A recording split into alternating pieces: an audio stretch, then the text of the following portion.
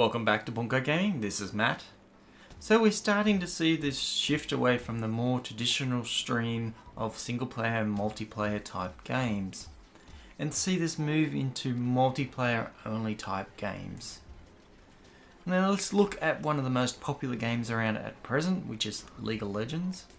And this is purely focusing on multiplayer only. There is no single player component of the game itself. And while single player does have its place, multiplayer is now surpassing that as one of the most popular game modes there is. So these multiplayer games seem to be split into two camps. We have the more traditional multiplayer only games like Team Fortress, Titanfall, Rainbow Siege 6, Star Wars Battlefront, where these games are just purely about playing multiplayer games. Then we have the hybrid type games which have sort of a single player component and then the multiplayer component built into them. And probably the games that stand out the most in this are the Destinies and also the Division. And there's a lot of stuff within 2016 that's upcoming that's also going to be thrown into this. We look at Doom, Overwatch, Battleborn.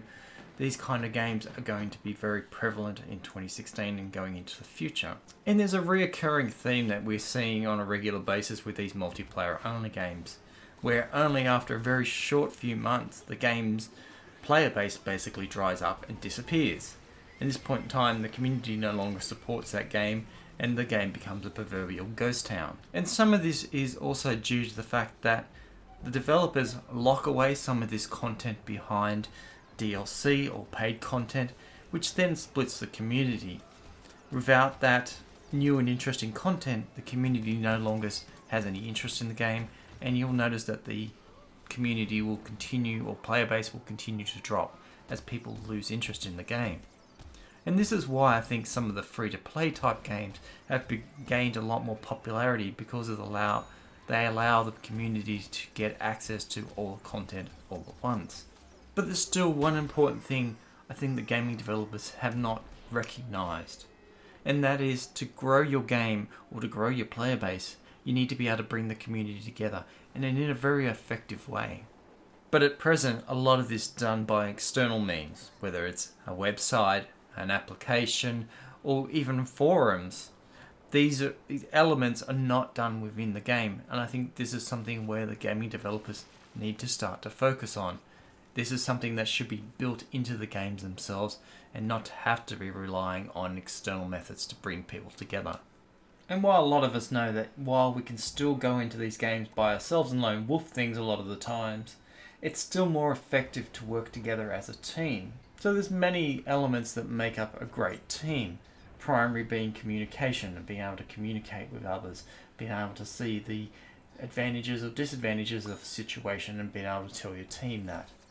Secondary, I would say, the ability to be able to understand what the people's weaknesses and strengths within the team are, and being able to put yourself in a position which can take advantage of those strengths or weaknesses.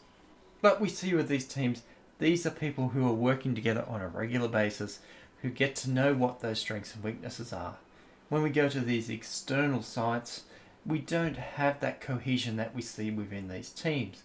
We work together with people we may have just met. We do not necessarily have that line of communication or understand how to communicate with them. And we don't understand what each other's strengths and weaknesses are. So this can cause issues within itself. And this is why I'm starting to think that a lot of these things need to be brought into the games themselves and give us the ability to be able to join together and find like-minded individuals or teammates that we want to work with and want to grow these groups and become these cohesive teams. So the gaming developers, I think, need to start focusing on how they can bring these elements into the game themselves. We need to look at ways of matching up people who play around the same time, people of probably different ages depending on whether they're willing to work with somebody younger or older. A rating system to be able to determine how helpful those people were, so that other people can see, whether they want to continue to work with these people or they may want to find a different group. The other thing to consider as well is there is a lot of people in the community who want to give over the knowledge they have gained through playing these games and to be able to teach and be able to show the people how they can become better and more effective players. So there has to be a way to be able to give that knowledge across to the younger players or the less experienced players. But the problem, as I see it, is because the gaming developers aren't looking into this area or aren't focusing on this area, this is something that's going to become a persistent problem. And time after time, we're going to see the same issues occur where the player base basically dries up and disappears after a couple of months.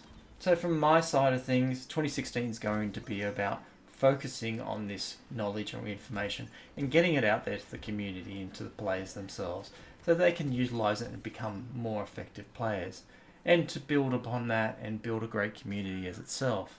So let me know what you think, guys. Thank you very much for taking the time to listen to my video, and I will talk to you in the next one. Thank you. Bye.